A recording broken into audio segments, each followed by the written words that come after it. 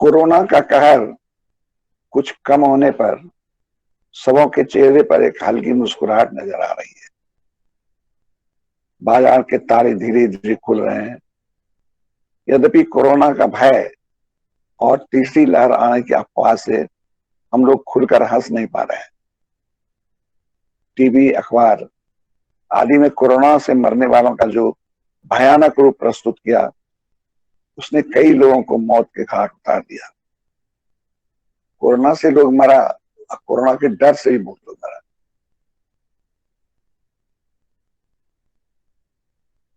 सच ये है कि एक तूफान था जो अब थम चुका है, जीवन पटरी पर आने लगा है और वैक्सीनेशन ने एक आत्मविश्वास पैदा किया है।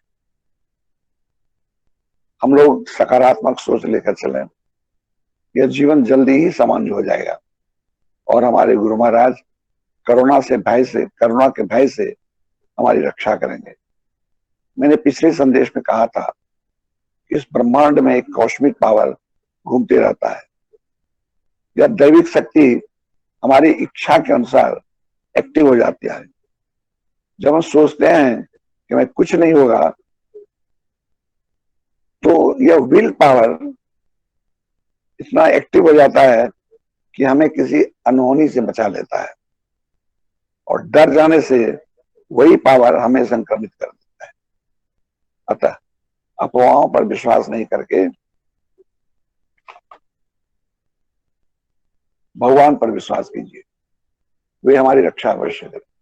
और जितना ये विश्वास दृढ़ होगा, उतना भगवान हमारी रक्षा करेंगे, क्योंकि हम अपने इच्छा के अनुसार ही भगवान से कुछ ले पाते हैं।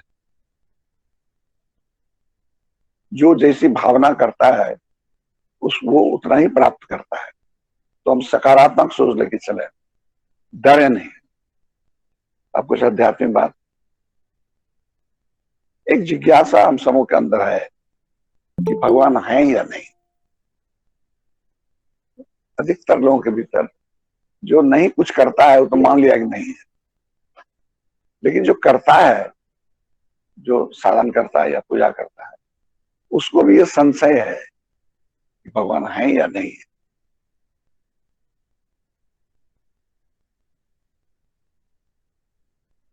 हैं तो कहाँ रहते हैं, क्या करते हैं। इतने लोग जो पूजा करते हैं, तपस्या करते हैं, अनुष्ठान करते हैं, इसमें कुछ सच्चाई है या नहीं, या महज एक परंपरा से चला आ रहा है।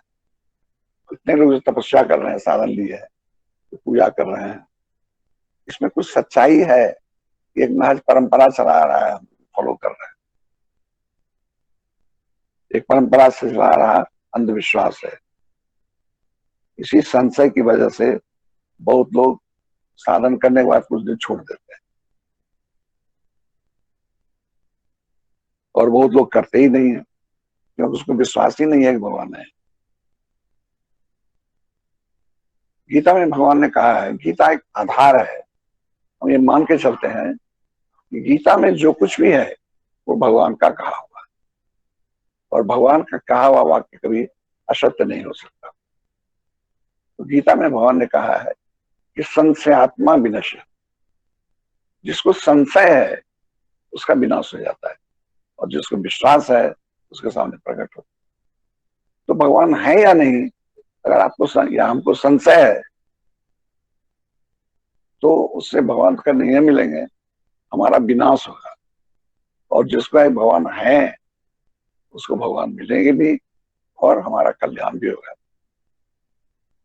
जिसको संशय है उसका विनाश हो जाता है, और जिसको विश्वास है उसको सब जगह भगवान दिखाई पड़ते हैं, जैसे प्रहलाद को दिखाई देते थे। प्रहलाद ने जोर देकर कहा था कि अगर भगवान सभी जगह हैं तो इस खंबे में भी है। ये विश्वास था प्रहलाद का कि अगर भगवान सब जगह हैं तो इस खंबे में भी है। हिरण्यकशिपु ने पूछा था कि कहाँ है तुम्हारे भगवान, तो प्रहलाद ने कहा सब जगह है। प्रहलाद सब जगह है, तब इस खंबे में भी हो गए। बिल्कुल होंगे।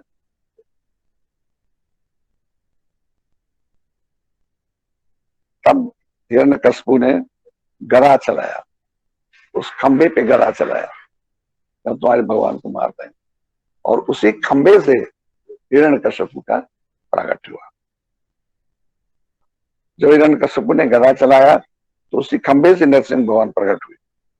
यह सिर्फ प्रहलाद के विश्वास का परिचय। क्यों हुआ, आज क्यों नहीं हो सकता है?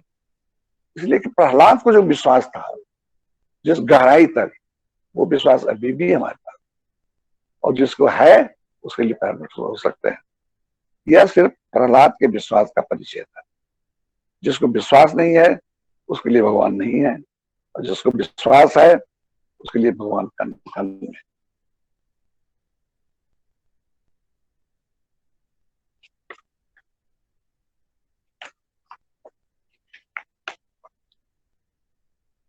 जिसको विश्वास है उसको साक्षात नारायण में भी शत्रु नजर, जिसको विश्वास नहीं है उसको साक्षात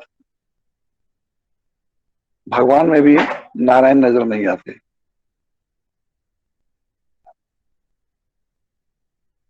जिसको विश्वास नहीं है उसको साक्षात नारायण में भी शत्रु नजर आता है। जैसे दुर्योधन को भगवान श्री कृष्ण भी शत्रु नजर आते थे। गीता में भगवान ने अर्जुन को दिखला दिया कि मेरे अंदर पूरा ब्रह्मांड है, हम भी पूरे ब्रह्मांड में हैं। अर्जुन ने देखा कि सारे पांडव और कौरव, यहां तक कि अर्जुन और श्री कृष्ण भी उस विराट पुरुष के अंदर थे। अगर गीता सच है तो भगवान का होना भी सच है। अगर गीता सच है तो भगवान का होना भी सच है। इसीलिए भगवान को पाने के लिए सबसे पहले आवश्यक है कि हमारा विश्वास पक्का हो कि भगवान मेरे हैं, उनके अस्तित्व को हम स्वीकार करें। बस इतना मान लेना ही उनको पाने के लिए यथेष्ट। हम लोग आजकल सवेरे पूजा करते हैं 5-6 बजे, 5:30 बजे, तो शिव तो है, कभी इसको हम पत्थर रूप में देखे हैं क्या? तो कहते हैं कि जो शिव है, तो हम अगर शिव इनको मानते हैं ये शिव है, और जिसको विश्वास नहीं है उसके लिए पत्थर है।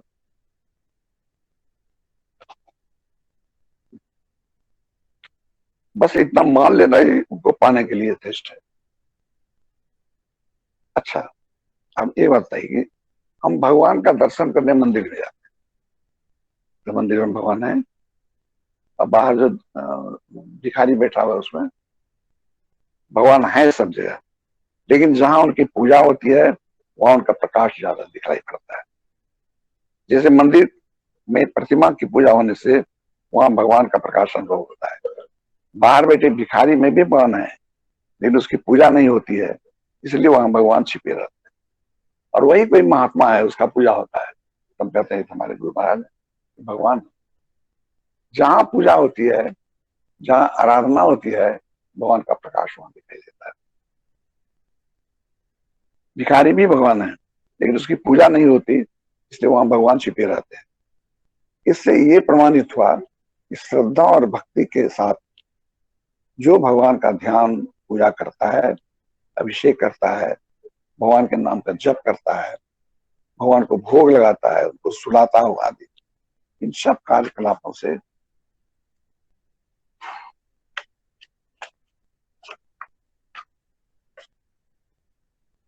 भगवान के होने का बोध होता है। देर हो गया, अभी तक भगवान उठे नहीं, इसका मतलब हम मानते हैं कि इसमें भगवान है, और वो माने ये विश्वास, ये जो भोग लगाते हैं भगवान खाए है, तो इन सब कार्यकलापों से ये बोध होता है, भगवान के होने का बोध होता है। और जब हम कहते हैं कि भगवान मेरे हैं, तो भगवान भी कहते हैं कि तुम भी मेरे हो। जब हम कहते हैं भगवान मेरे हैं, तो भगवान भी कहते हैं कि तुम भी मेरे हो। और उसी समय हमें भगवान के आलिंगन का, उनके स्पर्श का बोध होता है। जब भगवान कहते हैं तुम भी मेरे हो, तो उसी समय मिलन का, स्पर्श का बोध होता है। प्रश्न उठता है कि वो कहाँ रहते हैं, जहां उनको स्मरण किया जाए, जहां उनको पुकारा जाए वही है, जहां उनको स्मरण किया जाए। मंदिर में उनकी धारणा करके पूजा की जाए तो वो मंदिर में है, गुरु को भगवान मानकर उनकी सेवा की जाए वो गुरु रूप में है। माता पिता को भगवान मानकर सेवा किया जाए, वो माता पिता में है। मीरा को एक साधु ने पीतल का श्री कृष्ण का एक मूर्ति दी थी और कहा था ये तुम्हारे गिरधर गोपाल है। मीरा की श्रद्धा इतनी प्रबल थी कि वो बोल उठी कि मेरे तो गिरधर गोपाल, दूसरों न कोई। उसी गिरधर गोपाल ने मीरा को अपने में समा लिया, इसलिए मीरा का कोई समाधि नहीं। भगवान है और वो मेरे। इस भावना से उनका स्मरण करेंगे तो भगवान वहीं प्रकट हो जाएंगे, चाहे द्रौपदी की सभा हो या गज का युद्ध क्षेत्र।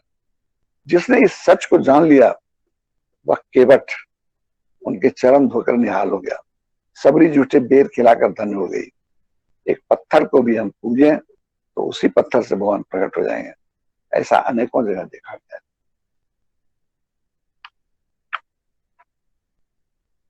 ना मुहूर्त में, ना सूरत में, ना काशी कैलाश में, मुझको कहां तुम ढूंढे बंदे, मैं तो हूं विश्वास में। हमारे गुरु महाराज ने बता दिया कि भगवान प्राण वायु रूप से हमारे भीतर आ जा रहे हैं। अगर विश्वास के साथ प्रत्येक सांस में उनको स्मरण करें तो वे वहीं अपने होने का एहसास करा देंगे और हमारे आध्यात्मिक यात्रा पूरी हो जाएगी। मैं इतना ही कहना चाहता हूं कि भगवान है और वो मेरे हैं। हम लोगों ने गुरु के रूप में उनको चाहा है, इसलिए वे गुरु रूप में आकर हमारे जीवन को सार्थ कर रहे हैं। भगवान कहते हैं कि हमको कुछ नहीं चाहिए, सिर्फ विश्वास चाहिए। विश्वास है तो हम यही हैं, नहीं है तो हम कहीं नहीं। इसीलिए हम सबको जय गुरु बोलते हैं, क्योंकि गुरु रूप में हमने भगवान को देखा है, इसलिए सबको जय गुरु। तो जय गुरु।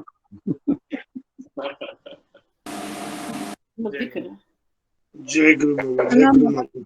हम लोग गीता पढ़ते हैं रोज पढ़ा। जय गुरु। जय बाबा, जय गुरु बाबा, जय माता जी, प्रणाम बाबा, प्रणाम माता जी।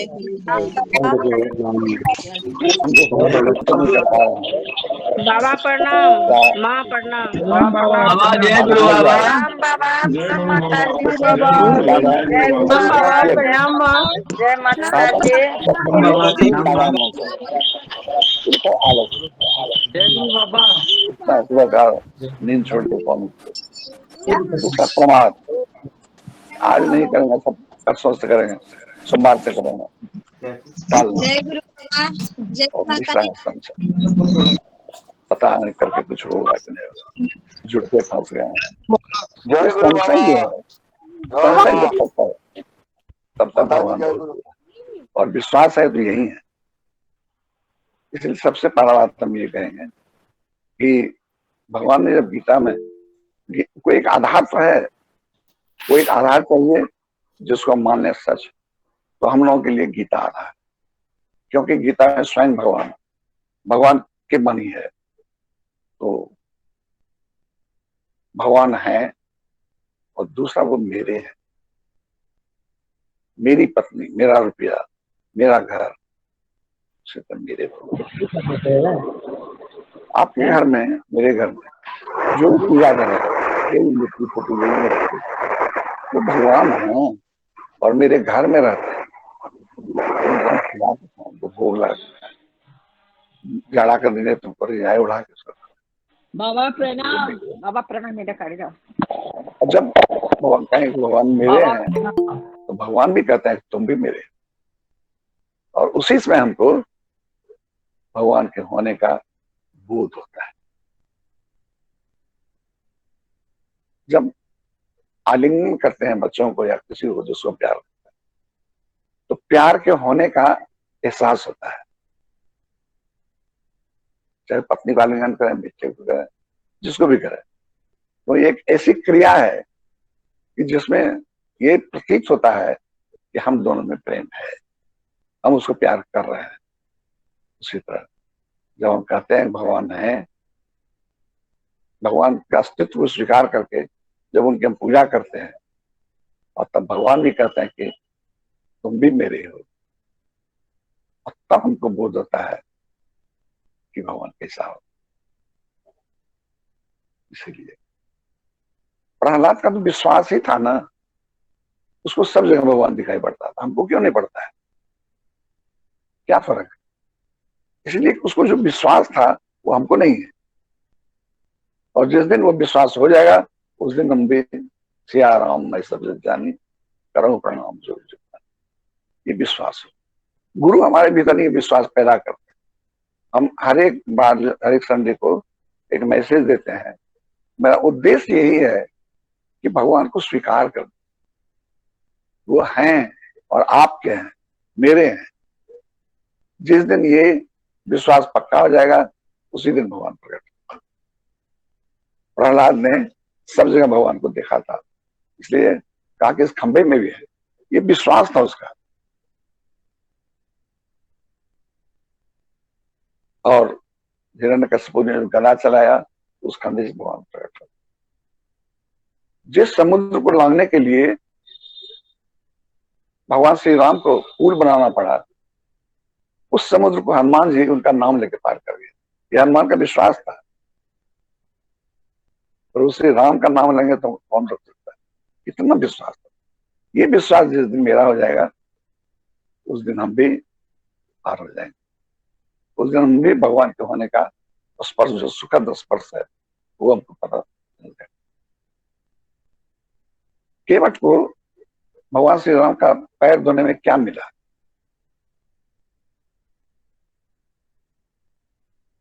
उसने कोई व्यक्ति का पैर नहीं धोया, उसने नारायण के पैर धोए। तो नारायण का पैर धोने का जो सुख है वो केवट को। वो कोई आदमी सांस कर पैर धोते तो वो सुख, जो हालात उसको नहीं होता। लेकिन उसने माना कि कोई मनुष्य नहीं है, ये साक्षात बात। एक झूठा बैर खिला करके सबरी को क्या मिला जो उतना निहाल हो गई?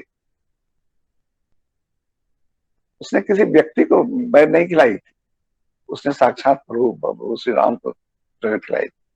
और भगवान आज अगर मेरे घर में भगवान आ जाए तो उनको खिला करके जो हमको सुख मिलेगा वही सुख सबरी।